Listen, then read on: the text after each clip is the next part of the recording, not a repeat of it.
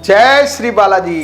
संकट कटे मिटे सब पीरा के एक खास प्रोग्राम में आप सभी दर्शकों का, सभी भक्तों का स्वागत है।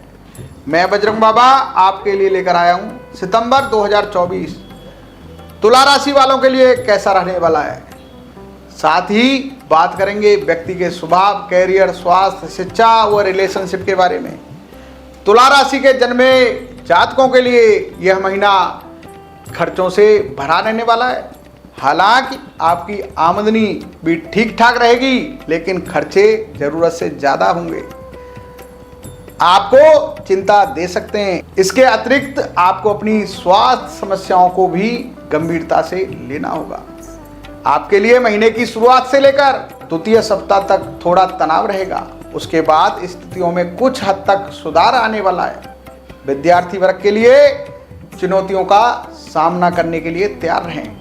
विद्यार्थी लापरवाही कर देते हैं, पढ़ाई पर ध्यान नहीं देते, फिर पेपर का समय आता है तो घबराने लग जाते हैं। इसलिए पहले से ध्यान रहे, इसलिए अपनी पढ़ाई पर पूरी तरह से ध्यान केंद्रित करने की जरूरत है। कैरियर के दृष्टिकोण से यह महीना आपके लिए अनुकूल रहने की संभावना है। दसम भाव में महीने की शुरुआत में बुध महाराज विराजमान रहेंगे, जो आपके भाग्य स्थान, द्वादश स्थान के स्वामी भी हैं। इससे भाग्य का संयोग प्राप्त होगा, आपका भाग्य चमकेगा। अचानक से आपके भाग्य में परिवर्तन हो सकता है। आपके जीवन में लाभ की स्थिति बनी हुई है। आपको नौकरी में अच्छी पदोन्नति मिल सकती है। नौकरी बदल भी सकते हैं, कुछ नए अवसर भी मिलेंगे। आपको नौकरी बदलने का मौका भी मिल सकता है, लेकिन फिलहाल आपको इससे बचना चाहिए। छठे भाव में राहु महाराज पूरे महीने विराजमान रहेंगे और छठे भाव के स्वामी यानी बृहस्पति महाराज पूरे महीने अष्टम भाव में विराजमान रहेंगे। यह दोनों ग्रह स्थितियां बताती हैं कि किसी तरह नया बदलाव आपके लिए लाभदायक नहीं है। इसलिए जहां आप नौकरी कर रहे हैं, जो व्यापार कर रहे हैं, उसी पे बने रहें। आपको वहीं अपनी जगह पक्की करने की कोशिश करनी चाहिए। यह महीना स्वास्थ्य के दृष्टिकोण से थोड़ा कमजोर रहने की संभावना है। ग्रहों की गठजोड़ आपको सेहत के प्रति जागरूक बनाने के लिए तत्पर है।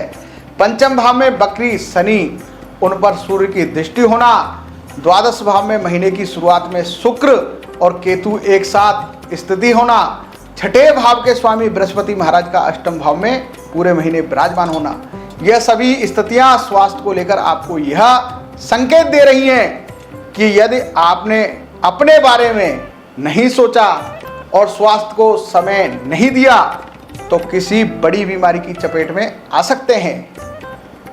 आप परेशानियों से घिर सकते हैं। सेहत को स्वस्थ बनाए रखने के लिए आपको नई दिनचर्या अपनानी चाहिए। पार्क जाना चाहिए, घूमना चाहिए, यानी शरीर से पसीने निकालने चाहिए। यदि आपके प्रेम संबंधों की बात करें, यह महीना तनाव और टकराव से भरा रहने वाला है।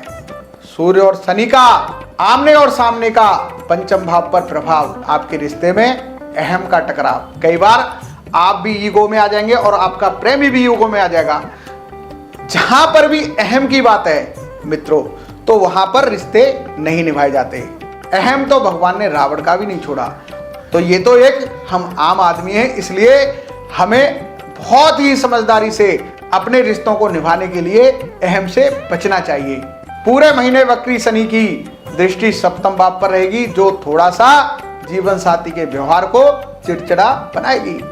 लेकिन सप्तम भाव के स्वामी मंगल महाराज नवम भाव में विराजमान रहेंगे, जिससे जीवन साथी के साथ साहस और पराक्रम के साथ अपनी सभी जिम्मेदारियां को पूर्ण रूप से निभाएंगे। आप अपने साथ कहीं लंबी यात्रा पर भी जा सकते हैं, आपस में समय बिता भी सकते हैं, अपने रिश्ते को परिपक्व बना सकते हैं।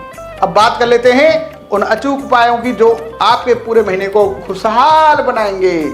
आपको शुक्रवार के दिन कन्या पूजन करना चाहिए। आपके लिए प्रतिदिन नियमित रूप से श्री सूक्त का पाठ करना लाभदायक रहेगा। श्री यंत्र की विधि पूर्वक स्थापना करके प्रतिदिन उसका नियम पूर्वक पूजन करना चाहिए। शनिवार के दिन काली उड़द की दाल के बड़े बनाकर गरीबों में बांटने चाहिए। जय श्री बालाजी, जय श्री बालाजी।